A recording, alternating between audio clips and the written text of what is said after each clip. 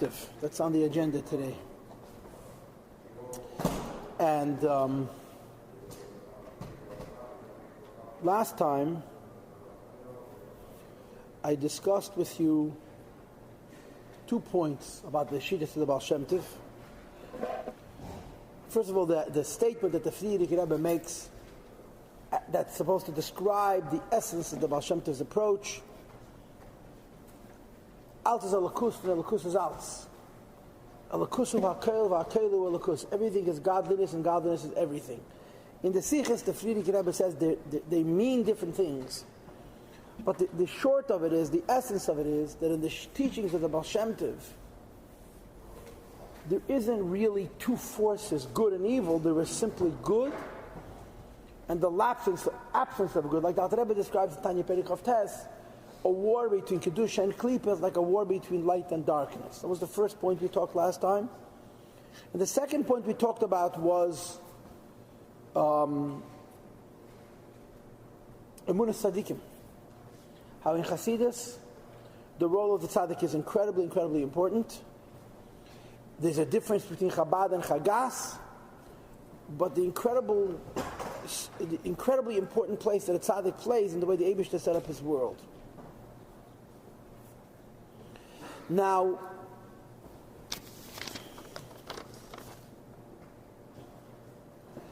the next thing I want to talk about in terms of the Baal Shem Tov's Shittas is the concept of Rachamona Liba Boy. Rachamona Liba Boy is a Maimah Chazal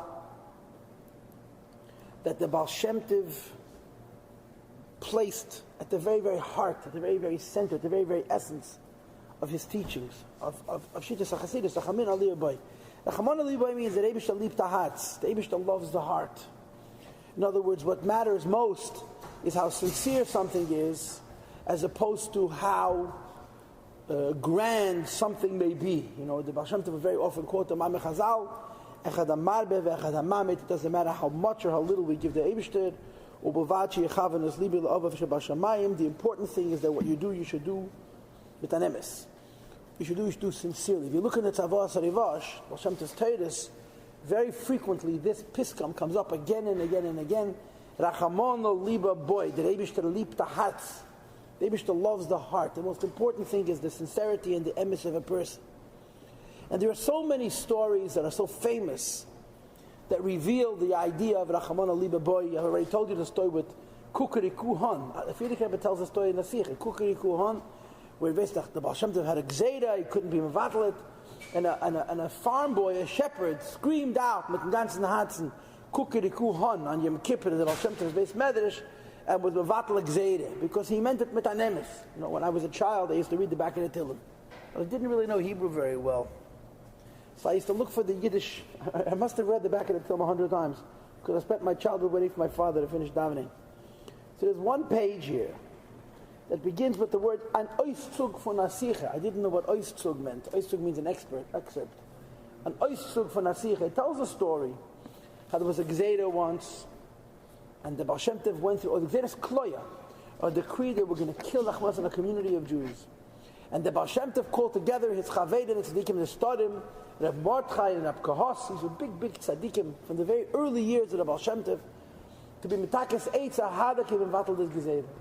And the Baal Shem Tov saw that this was a closed deal. There's no way he can mevatel this gezeira. So the Frierdiker writes, on his way back through the Heicholos, Baal Shem Tov was traveling in the heavens.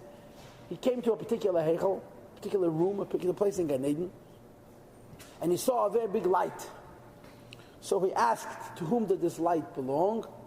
And they told him it belongs to a Pasha Terida Bal Malacha, a simple man who's a laborer. What he did, whatever he did, he was a Pasha, a simple poor person who used to say Tillim all day long.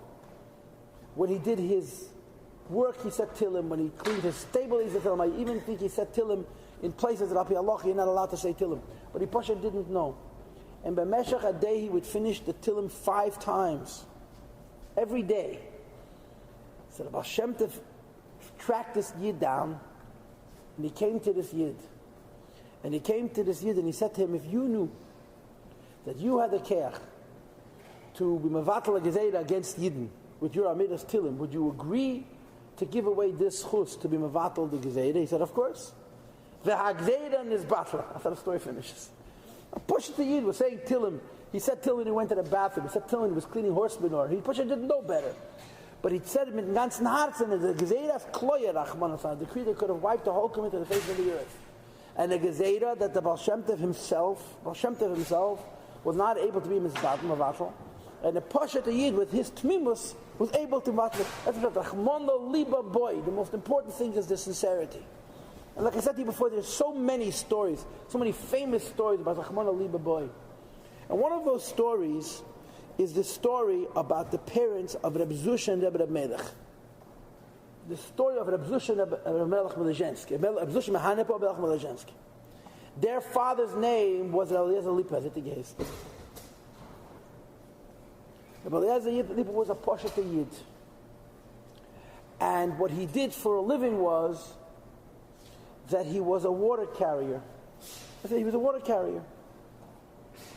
And the way water carrying business worked, there were a number of water carriers in town, and there were routes that you either inherited or that you purchased or that you established. And these were your rights. And if you had a better route, what does that mean? If you brought water to the people who were well-to-do, you get paid better. If you had a poorer route, in other words, you brought water to the poor neighborhoods, the poor people in town, so you were poorer than the poor people who were supporting you. The most difficult route of all was the one who had to bring waters to the shuls, because the shuls come, they paid. The shuls had no haknasa, no eitzah, and so forth. And Rebbe Eliezer Lipman had a good route, had a very good route. He was bringing water to 3 or 4 gvirim in town, and he had nice panasa. When nice panasa for a water carrier meant that he didn't starve, and his roof didn't leak. Believe me, nobody was getting rich in the old shtetl. One day, a tzaddik came to town, and he spoke about the idea of Rachmana liba boy. He was tired by the Mebish Hanifan Ahatz. And he brought the Medrash in Vayikra.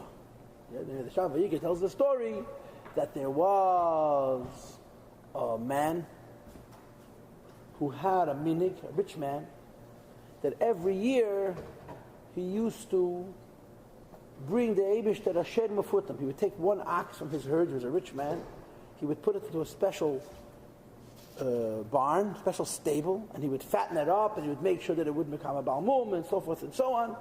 And he would bring this behemoth to the Beis HaMikdash as a korban shlomim. It was a big event. The whole family used to come. They used to march through the streets of Yerushalayim. They would come into the Beis HaMikdash, and they would celebrate. Like it doesn't dictate it. V'samach v'simach. Be happy yourself, make others happy, and so forth and so on. One year, he's going to Yerushalayim with his behemoth, and he comes to the foot of the Har HaBayis, and the animal suddenly stops.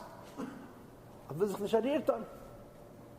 of course, as you probably know, the Beis HaMikdash was the opposite of Lubavitch. The day started very early and finished very early, as opposed to V'chul V'dal. By midday, it's already late. As soon as you're and the day the show's over, finished. So this Gvir is in a panic. His behemoth refuses to move. Half Yerushalayim is standing around trying to push this behemoth and pull this behemoth. And today the behemoth is finished. A man is coming home from a day's work. A man is carrying some celery, some grass, which is food pushed for his family for that day, so they're going to eat. And he walks by and he sees the behemoth and the situation. So he does what any person with common sense would do. He offers the behemoth the grass, and now the behemoth reaches for it. So he makes a step back, another step back. He walks the behemoth into the Har HaBayis and into the Azara, and he gives away his family supper, and he goes home. The Gvir shechts his behemoth, and he has his feast, and he's so happy, and he drinks wine, and he eats meat, and he's mamash. In gratitude to the Eibishter for all the many wonderful things he gives him, including the fact that the Eibishter today sent a Yid who helped him schlep his behemoth to the Beis HaMikdash and so forth. That night he has a dream that the Eibishter is letting him know that the grass from the poor person was tastier than his sherbet food. That the Eibishter enjoyed more that little bit of celery than his behemoth with his wine, with his celebration, with the ganze the mice. So the Baal Shem Tov brought out the point of Rachamon Liba boy. Doesn't matter how much you give.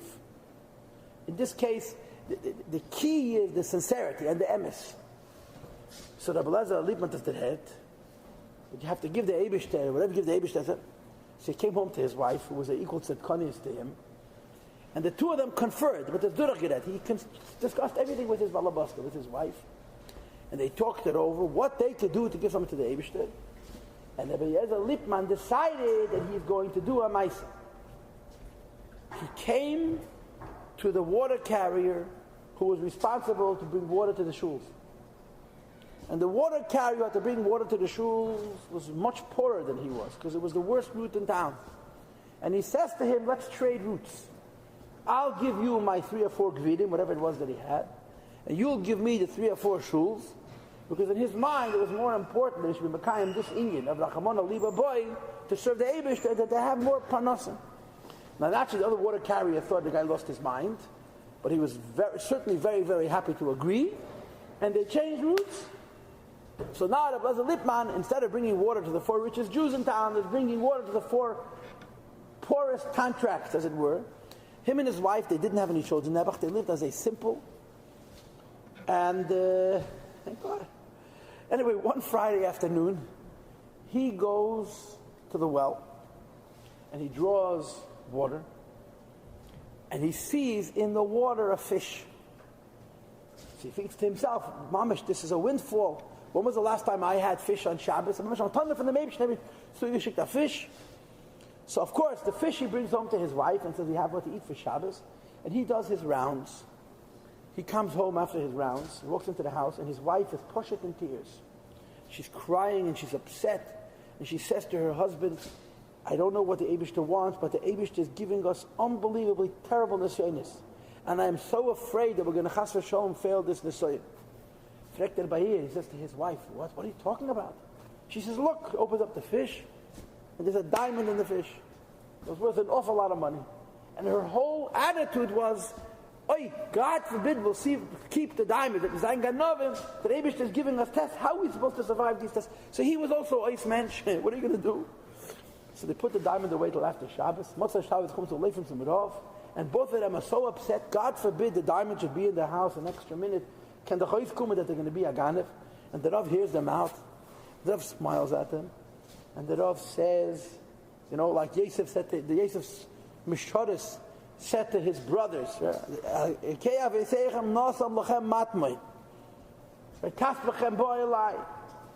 this is Mizute Shayam, Mutlu Shal Nahar. Even if it would have a simon, it would be yours. It's legit. Kosher v'yasher, a diamond and a fish, you can keep. The Eibishter gave you an Ashidus, and the Eibishter wants to give you brachas v'hatzlachas. Take the diamond and sell it and live you mention. But they didn't trust this Rav. He wasn't enough of a rabbi.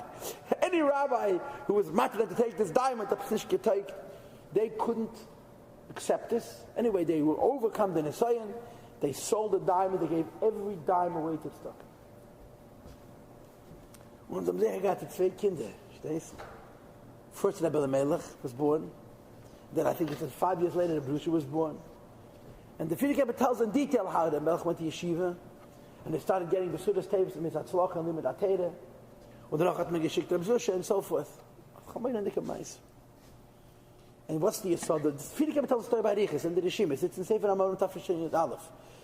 The Teuchen of the Sipur is Rachamon Liba boy. The Ikir is the Erenskite and the Tmimus. That's more important than anything else. There's another story. I don't know the story I don't know the story in B'diuk. But the Teuchen of the Sipur is a very similar Teuchen. That the Baal Shem Tov once came to a place, and he said, the Rachamon Liba boy, the Eibishter liebt the hearts.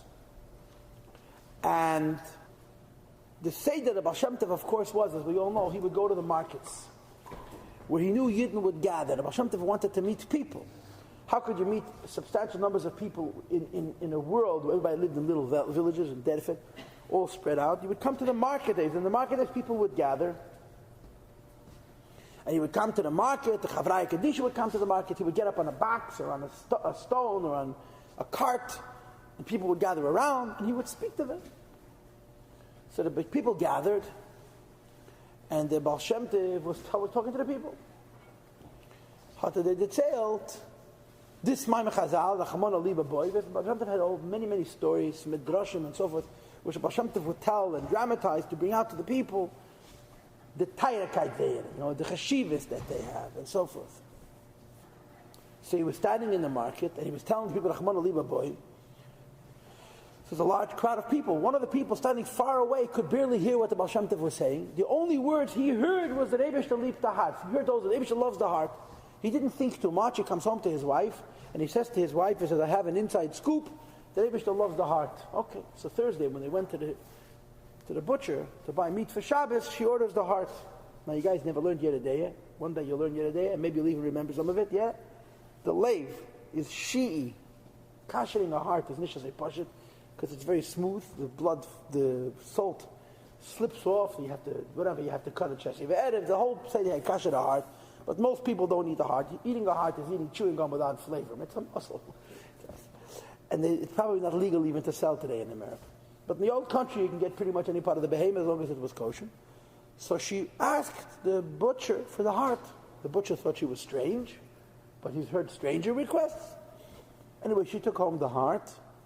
They kashed it, and she roasted it. She made 2 chalas, and he snuck into the shul out of Shabbos. Nobody was in shul, and he put it in Kiddush. He comes to shul on Friday night, and it's gone. So he comes home to his wife, and he tells his wife, "Here's Chanamaisa, the Rebbe took it." What happened? The shamash was a poor man, came to shul before Shabbos, and he smelled food. He followed his nose. He found it in Oren Kiddush. And he thought to himself that Eibishter sent me food straight from heaven. So he's feeding the Eibishter, and he's happy about it. He's being fed directly by the Eibishter, and he's happy about it. The Shalom Yisrael. This went on for weeks. He would bring it, put it, they would sneak into the Beis Medrash, put it on Kiddush. The Shamish would come. He already knew at Shabbos, the Eibishter is going to send him for Shabbos 2 chalas mit tahatz. Of course, the Rav eventually got wind of it. And the Rav called this Poshet Rid. And he asked him, how much a gas it does? What kind of craziness is this? So he tells, what do you mean? I heard from a darshan, from a magid, that he said that Eibishter liebt the heart. And the Rav plots.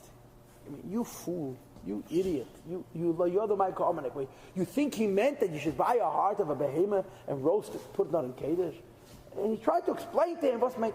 Anyway, of course, he devastated this man at the Ganzen Zerbrochen. And obviously, the next Friday, in the Oren Kiddush, there was no heart, there was no chalas. Story's over. So the Rav has a cholim, and the cholim was that I think he was going to lose his life because he deprived the Eibishter from the nachas ruach that the Eibishter got, from the tmimus, from the sincerity with which this person placed the heart in the Oren Kiddush, and the nachas ruach that he got from the shamish thinking that the Eibishter directly is bringing him his food. Now, to be such an ish poshet, you cannot bluff. Tmimus, either you have it or you don't have it. These were very simple people. For a person to actually believe, you put chalas and a heart into Oren Kiddush, the Eibishter eats it. This is a madreg of pshitus and tmimus, which is very, very interesting, very, very special. But what's important is the emes.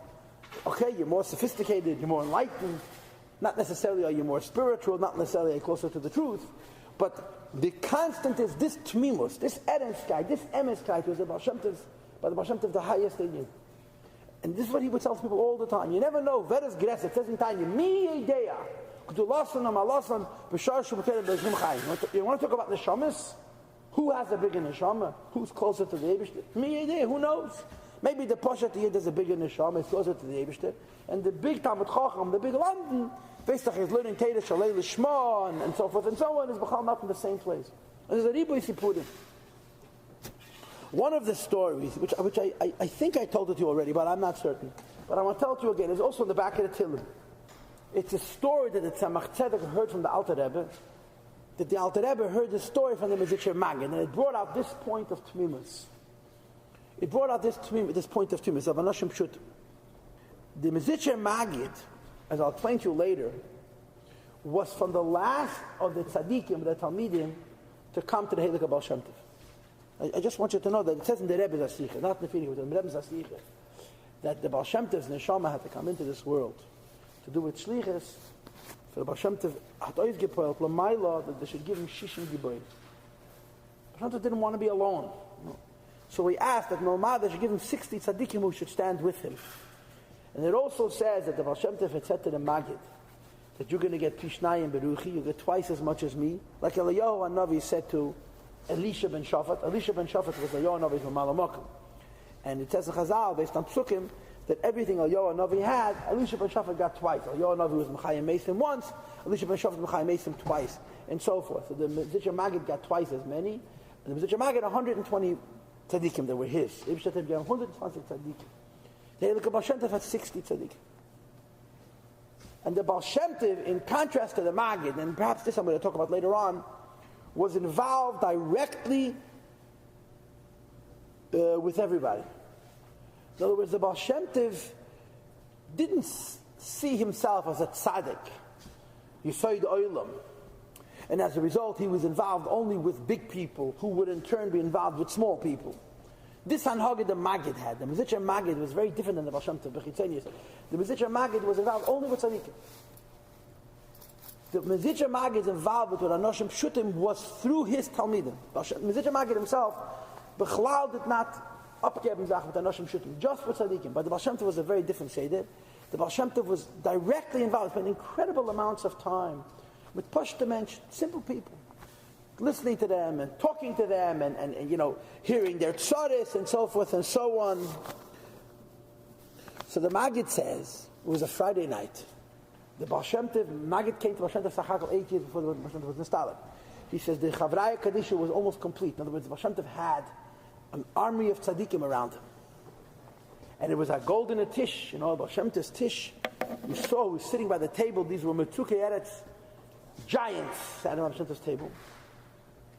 And of course, all around them, dozens, scores, hundreds of people. I don't know how many. You know, our Hasagis of Baal Shem Tov's Desmedish, Baal Shem Tov's Desmedish was probably much, much smaller than this room. That everything was of a kleiner from them. And the Baal Shem Tov doesn't Bereish HaShulchan. And the Chavraya Yiddisher is sitting around, and it's noisy, it's hectic. People are coming and people are going.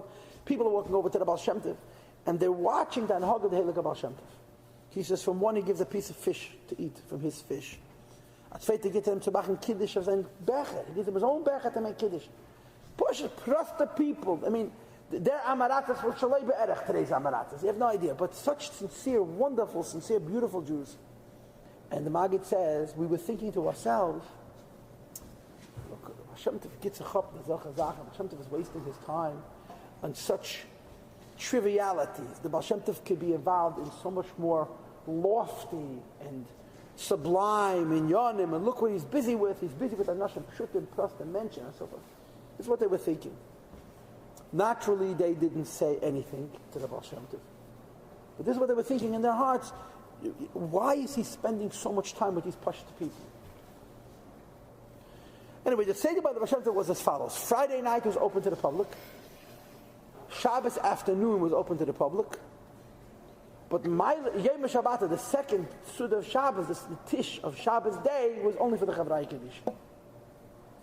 So it's Shabbos afternoon, and the Chavraya Kadisha is sitting around. I think they tell the Maggid, and we sang the Gunim, and the Baal Shem Tov said Teireh, and the whole matzah was merumim. The whole mood was so uplifted and so pure and so peaceful and so sublime. And it crossed our minds, says the Maggid, oh, this is how the Baal Shem Tov's Tish should look. It's not a market. We mention Kumen, we mention game. Gib a kuf da tutzach, da sitzt man und da verbringt man, da tutzach dvarim g'deilim, and so forth. And we were thinking to ourselves that if only the Baal Shem Tov would be involved only with us, you know, this would be as a, you know, or to speak in the modern language, he wouldn't have any misnagdim, you know. Suddenly, the Baal Shem Tov opens up his eyes and looks at us, and he tells us, I want all of you to take your right hand and put it on the shoulder of the Talmud sitting next to you to create a circuit. I want you to close your eyes and not open them until I tell you to open your eyes, and that they should sing, I think, 3 nigunim. He told them what 3 nigunim to sing. After they finished singing the 3 nigunim, the Baal Shem took his heilige hand, his right hand and his left hand, and he put it on the shoulders of the Talmud sitting on the right side, and the Talmud sitting on the left side. As soon as the Baal Shem Tov completed the circuit, says the Maggid, we heard what was going on in the Baal Shem Tov's Beis Medrash during that time. What was going on in the Baal Shem Tov's Shtibel at that hour? So many people, the Baalei Malacha, the Anashim Pshutim, had come to the Baal Shem Tov for Shabbos. They knew Shabbos day, they're not welcome. There's no business. So they went to the Beis Medrash to say Tillim. And the Maggid describes the Hishtapchus HaNefesh, the sincerity, the genuineness with these Poshet Talmidim were saying Tillim. It's on page 196 in the Tillim. It says, Oy Rabbeinu Shalom, Imas Hashem Amoris Tehedes Kesef Tzara Ba'alil La'aretz V'Kushuv Hasayim. Oy Rabbeinu Shalom, B'Lacheini Hashem V'Naseini, Tata Hatzeker, Chaneini Elikim Chaneini. It's obvious these people knew the Taich of the Tillim. Yeah. I give out Zisa Fotter in Himmel, Yokim Elikim Yefutzu Evav, Tayere Tate Gam Tzipre Matzabayis, Liebe Fotter, the bottom the Ketate, Shuveinu Elikim Yisheni of Kaschim. It tells very important what they were saying. So the Mesicher Maggid says we heard these people saying Tillim, and we were filled with a busha pnimis. We were so embarrassed, so ashamed, because we realized that these simple people, their simplicity, are closer to the Eibusher than we are with all of our kavanas. Are closer to the Eibusher than we'll ever be with all of our kavanas. And we understood that when the Baal Shem Tov is Makarev, Aposhet Yid, it is their far, the Baal Shem Tov is Makarev, Aposhet Yid, because Varam was to Makarev Zan, So the Maggid finishes the story by saying that after this Shabbos, I felt very self-conscious. I felt very, very bad. Why did I feel bad? I felt bad because I was Maharan Acharabi. How could it be that I would suspect the Heilige Baal Shem Tov to do something that was not correct? If the Baal Shem Tov, it's a Chag, but the Roshim Pshutim, this itself is the biggest Tzaraya that I say Daf Zech Filim. And I felt very, very bad about it. And for a long time I was bothered. Hayitochen, I doubted my Rebbe. I did the Mesicher Maggid Gizok. Hayitochen, I doubted my Rebbe. A kid said, until one day I had a dream. This is all the Mesicher Maggid telling the Alter Rebbe. Alter Rebbe repeated it to Tzemach Tzedek. He says, in my dream, I saw a cheder, and the Malamed was Moshe Rabbeinu himself. And he was learning with the children Parshas Vayera. Parshas Lech Lecha. When Hashem tells Avram Avinu that he's going to have a son, it's a Vayipol Avram Alpona Vayitzchak. Avram Avinu fell on his face and he laughed. Now Rashi says he laughed from joy. But Moshe Rabbeinu says Avram Avinu laughed because he didn't believe the Eibishter. He laughed, he didn't believe it was possible. So one of the children raises his hand and says to Moshe Rabbeinu, the Rebbe, how could Avram Avinu doubt the Eibishter? So Moshe Rabbeinu answers him, Afilu guf kadosh basaru. He says Avram Avinu had a guf, and his guf was tacha guf kadosh, a holy body. But afilu guf kadosh basaru, even a holy body is still physical, and because even a holy body is physical, it's possible even Avram Avinu should doubt the Eibishter. And nocha daite, he felt bad. The Maggid got an answer to his preoccupation. Hayitochen was Maharan Acharabe.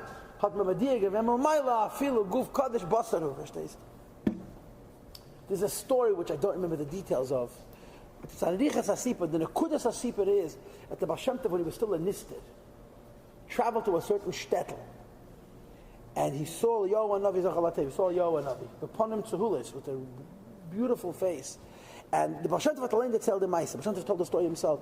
He said, the Baal Shem Tov, I was used to seeing Yoah Navi. I was a member of the Chavraya, the Tzadikim Nistarim, and when I was around other Tzadikim Nistarim, he said that the Meir, the old Tzadikim Nistarim, he had seen Yoah Navi, but he's never seen Yoah Navi alone. Here he was out up in a field, and he went out into this field to do meditations, to do his bonanus, to do yichudim, and he sees Yoah Navi out in the field. Yoah Navi is glowing, and Yoah Navi tells him, in this shtetl there's a couple, face was Alicia something, and Alter Riva, I forgot the names of the couple. He says, you are sitting out here, undu matesech, you're struggling to be miyachid yichudim, you want to go to the Eibishter. And this young couple, with their geleib the Eibishter, dying to by the Elam, they would push the people who were constantly praising the Eibishter, they don't have any issues. And they're going 1,000 miles further than you'll ever go without knowing any meditations and any madregas and any yichudim.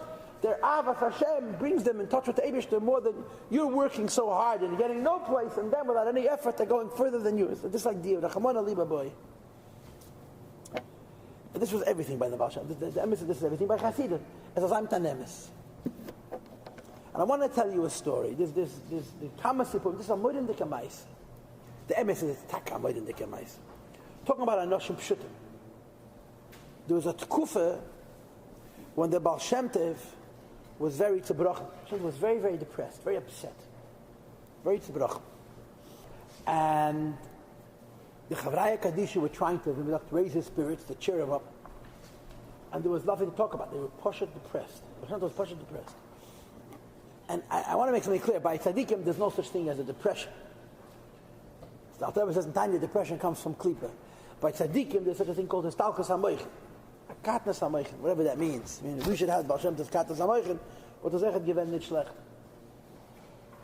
And one day, a Pashat Yid walks into Baal Shem Tov's shtivel, and the Baal Shem Tov walks up to him, and he sits down next to this Pashat Yid, and he starts to schmooze him. He's like, verbringen mit him, schmooze mit him.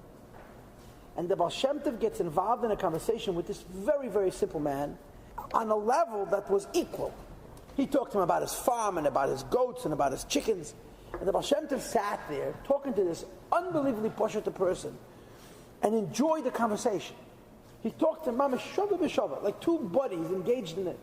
And they watched the Baal Shem Tov come out of his heaviness. The Baal Shem Tov was enjoying this conversation with this Pashat Yid. I mean, this man was B'chlal not Chavedi B'Teda B'Mitzvahs. He wasn't in the same universe as the Baal Shem Tov. And the Baal Shem Tov was obviously Pashat enjoying his company. He was Pashat enjoying his company. They verbrengt for a Meshach's man, and then this man left, and the Baal Shem Tov was in a good mood. So the Chavraya Kadish came to the Baal Shem Tov, and they said to the Baal Shem Tov, Epis Kaptonish. He says, we're watching you, you've been so down. He says, Kommt zu gehen a Prosteri, a Posteri, a weiß nicht, wie kein Sach nicht.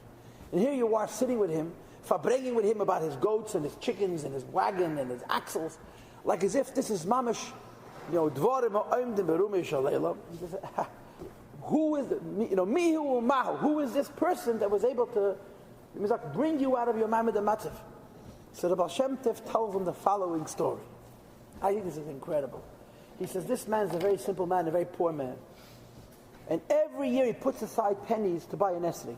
For a whole year he saves mamish, pruto mitzarefes, small quantities of money, puts them into a box, to a bag, and before Sukkot he buys a very nice esrig. And of course his wife is not thrilled with it. They're poor people to start with, and here he is, in quotes, wasting good money on an esrig. And I think that year they needed the money for something very, very important, to make a shidduch to us, geld. But he put aside his money for the esrig, and he bought himself a beautiful esrig. And his wife came to him and said, you have to sell the esrig, and you have to take the money and use it for the cause that they had. Whatever that cause was, they pushed it, needed a few dollars. And he refused. She got so upset at him that she grabbed the esrig, and she bit off the pitin. She made the esrig possible. Kum tachayis, that not you have an esrig and not you have the money. So this Yid had a trach getan. This Yid thought for a moment, and he said to himself, is a raya min hashamayim, I am not roy to use such an esrig. It's proof from the heavens that I'm not fit to use such an esrig. And that was the end of that. He didn't get upset at his wife, he didn't scream at her, and so forth. So the Baal Shem Tov said about this Yid, that this Nisoyan that he had, and his wife, he spent all that money. The money was spent. Yeah? His wife wanted him to sell the esek and he refused. So she parceled the esek. No shidduch for our daughter, no esek for sukkahs. And he did not get upset. This man had a Nisoyan that was bigger than the Nisoyan when Avraham Avinu took Yitzchak to the Akedah. That's right there. The Baal Shem Tov measured. He said, this man had a Nisoyan that was bigger than the Nisoyan that the Baal Shem Tov had when he took When Avram Avinu had to get to that Kedar, he says, is it a surprise by you that this person has such an influence on me? And I could talk, there's so many stories. The Baal Shem Tov was once sitting Bam Tish. The Baal Shem Tov was once sitting Bam Tish Pesach from Seder. And also he was not in such a freilich mood. Mit amol hat the Baal Shem Tov lacht getan. Baal Shem Tov laughed. So they asked him, what was he laughing?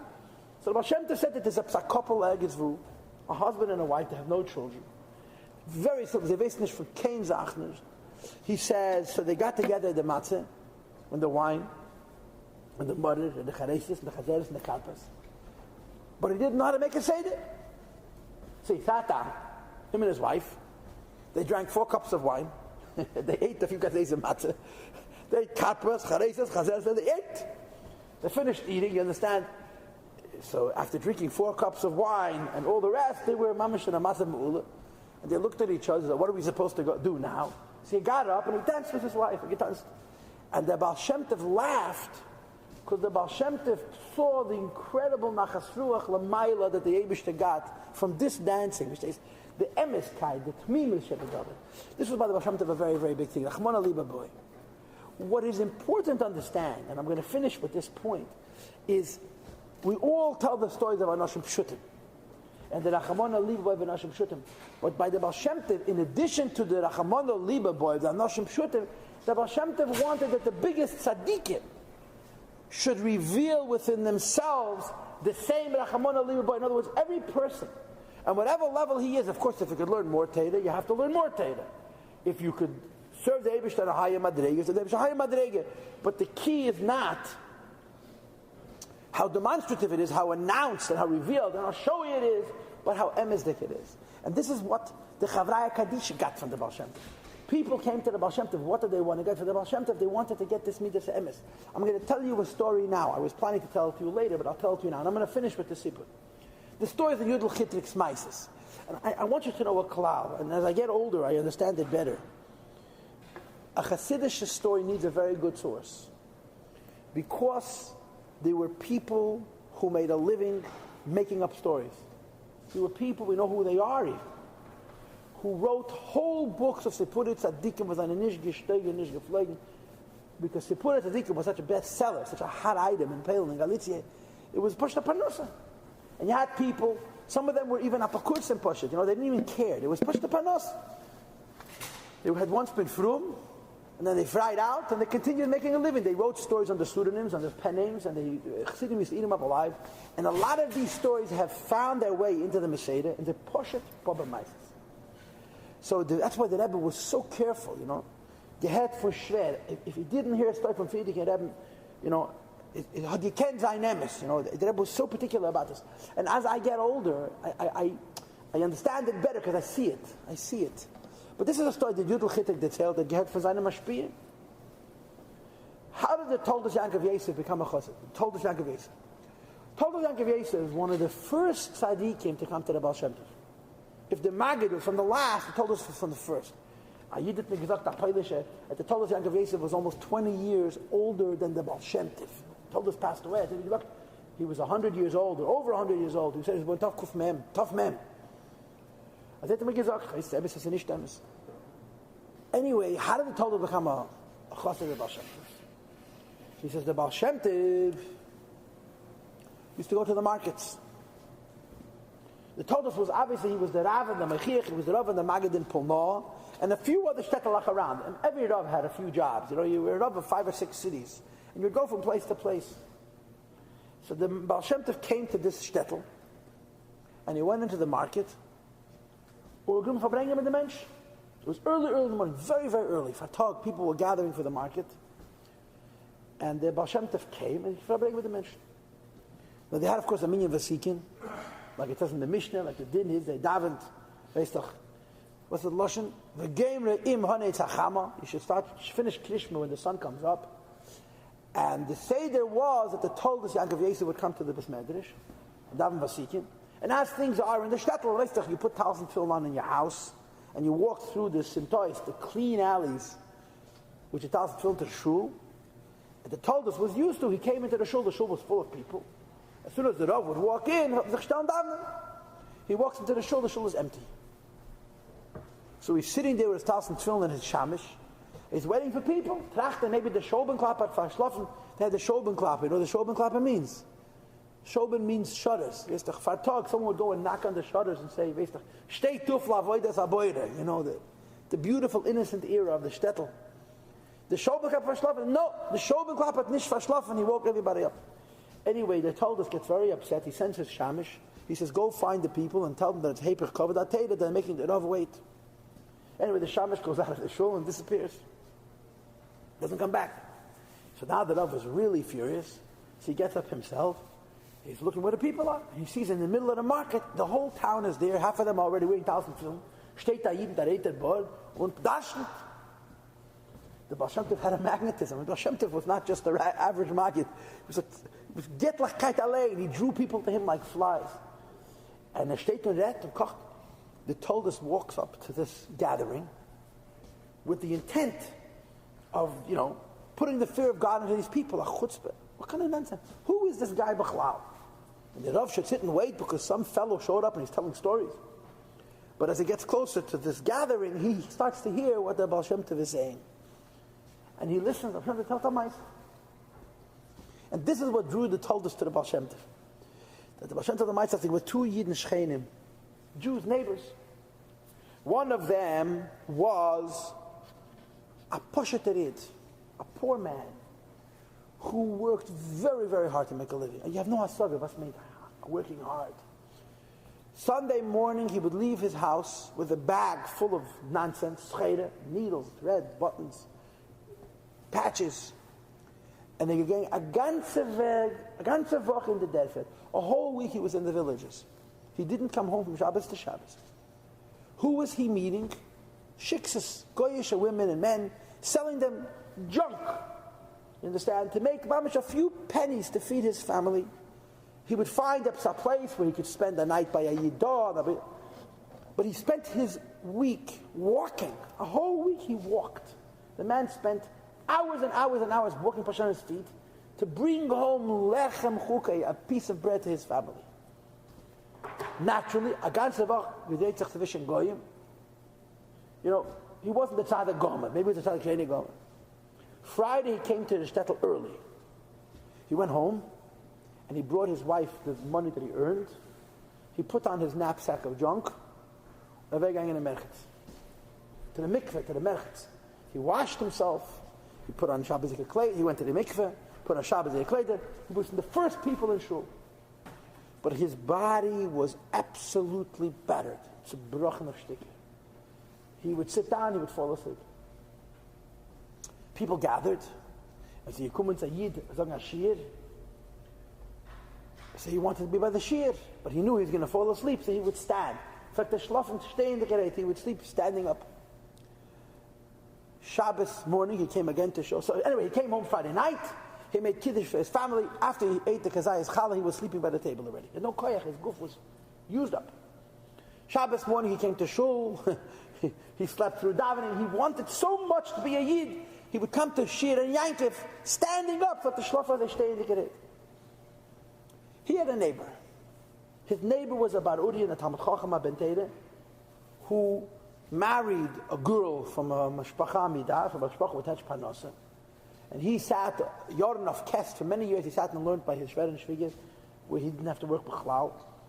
Then he took the money that he got as a dower, as a naden, and he invested it. And he was mamish, to God and so light. He had parnasa berevach from his investments and from his business, which his wife was running. And he sat and learned, and he gave shiyurim, and he taught people Torah, and he even gave people loans. He was mamish a golden younger man. He had good midas, and he learned Torah, and he did mitzvahs, and he served the Eibishter. And these two people are neighbors. So it's a Motzei Shabbos, and they're going on from shul after Ma'ariv. I think they tell the Baal Shem Tov. And these two neighbors meet each other in front of their homes. So one says to the next, "Was machst du?" So he says to him, "Wie kann ich machen?" He says, "How do you expect me to be a whole week amongst goyim?" And shiksis the dead fish, selling them buttons and thread, and you have to laugh at their jokes, and you have to act like you're interested in their narishkeit. Manish, they're not going to buy from you the thread that you need to buy a piece of gefilte fish. He says, "I come home Friday. I'm so tired. I run straight to the merchitz. And I come to the shul early. And it's impossible for me to stay awake and to hear Avar Torah. And he laments his life. He says, how am I doing? Nicht begashmis, nicht schruchnis. Und danach fragt der Zweite bei der Merchitz. So now he says, was machst du? How are you? He says, Baruch Hashem. He tells them, I'm a loimed and I'm a lamed, I learn and I teach. But in the course of this exchange, this bentera, this lamdan, couldn't help but smile at his own good fortune. He thought about his life versus this fellow, his neighbor's life, how fortunate he is. And a little smirk, a little smile crossed his lips. And the Baal Shem Tov continues. These two people died and they came Lamaila. This Poshetesh peddler came Lamaila, and they took all of his Havedis, and there were many, and they put them on a scale. On the opposite side of the scale, they put the side, the krecht he gave that Motzei Shabbos. And the side that he gave that Motzei Shabbos was heavier than all of his Havedis. When this Ben Teda died, is a Yekum and Lamaila, they put all of his Teda and his mitzvahs and his tzedakah and his ma'asim tevim on one side of the scale. And on the opposite side of the scale, they put that smirk. And the smirk was heavier than all of his mitzvahs. This is how the Toldus was niskara to Chassidus. In other words, the Rachamona Liba boy idea, Azach Taazov Imo, was something that the Baal Shem Tov wanted from each person. Obviously, he wanted it from himself, but he wanted it from everybody. Okay, but